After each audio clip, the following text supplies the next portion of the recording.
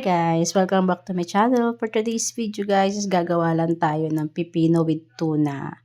Ayan guys, ang aking recipe for today. Dahil diet-dietan tayo, ayan, nakapanood na naman ako ng video na kakainin ko ngayong gabi hanggang madaling araw. Kasi dahil nga araw-araw akong puyat at kailangan kong may stock na pagkain para pag nagutom ako is kakainin ko na lang siya.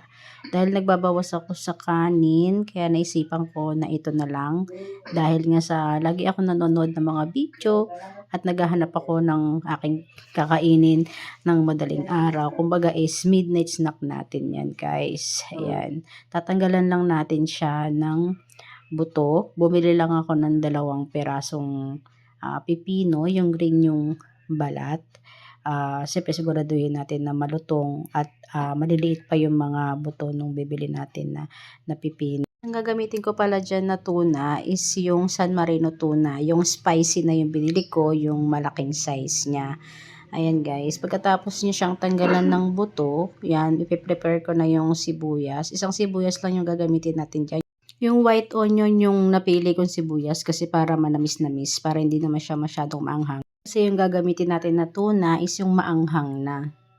Hiwain lang siya natin ng pa-cubes. Depende sa inyo kung gusto nyo na maraming sibuyas or isa lang or 2. Ayan guys, yung aking ginamit na San Marino corn tuna, yung malaking size niya, yung sumunod dun sa maliit, yan po yung binili ko.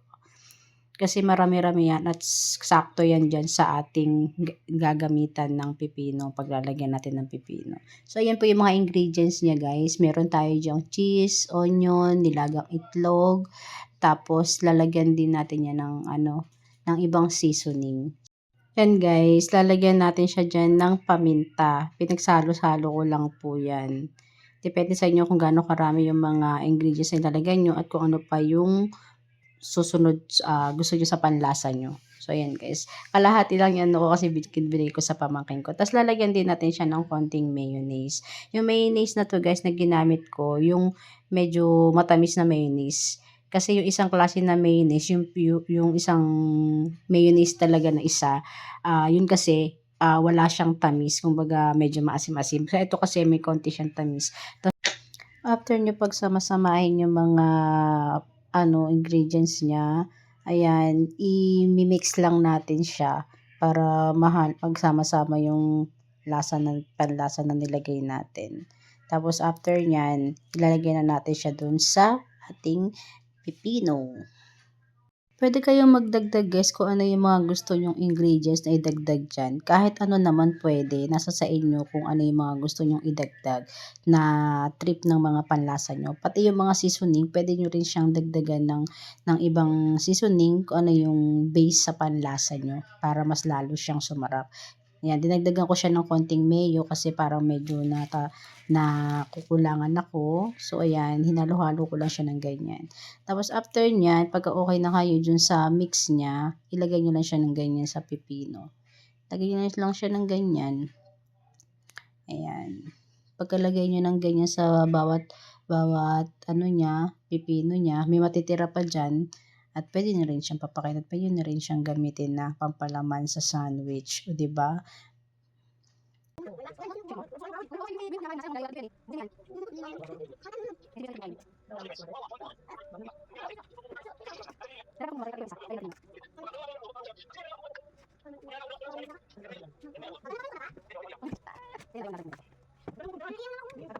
After ko malagyan lahat ng pipino, ng palaman, mayroon ako nilagay dyan na seaweed nori flakes.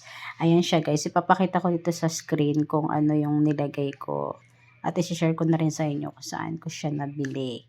Ayan siya guys. Yung 2 peraso ng pipino, yun lang muna yung nilagyan ko. Kasi baka mamaya hindi nila magustuhan ng mga kasama ko dito sa bahay yung nori. Kasi hindi naman kami lahat mahilig sa ganyan. So yung 2 peraso naman na pipino, cheese lang yung nilagay ko sa kanya. Ayan, gagadgad nyo lang yung cheese na ganyan.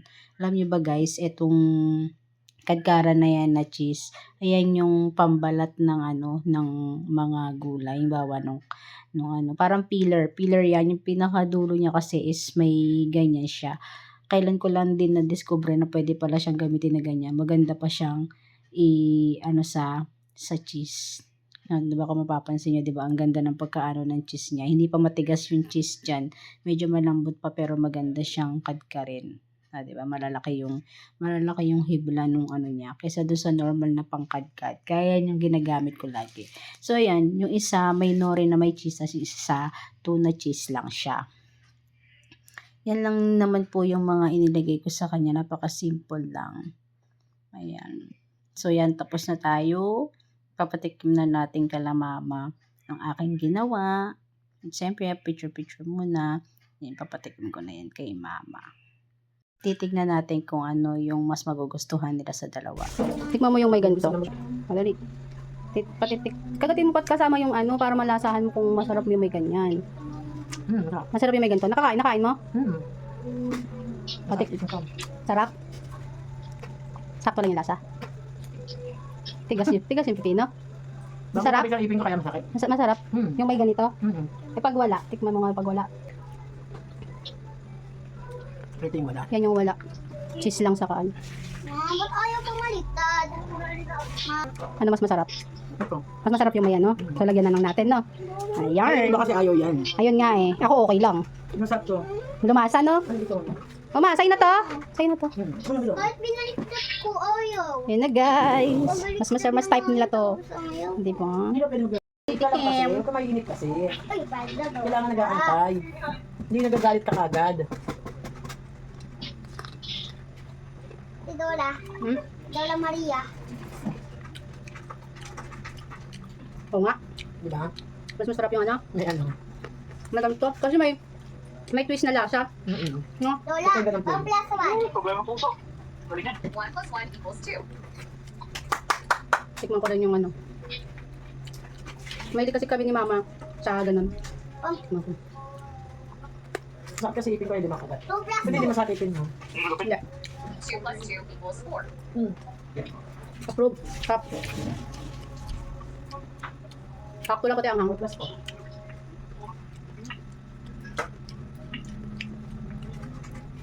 Hindi mo masakit eh.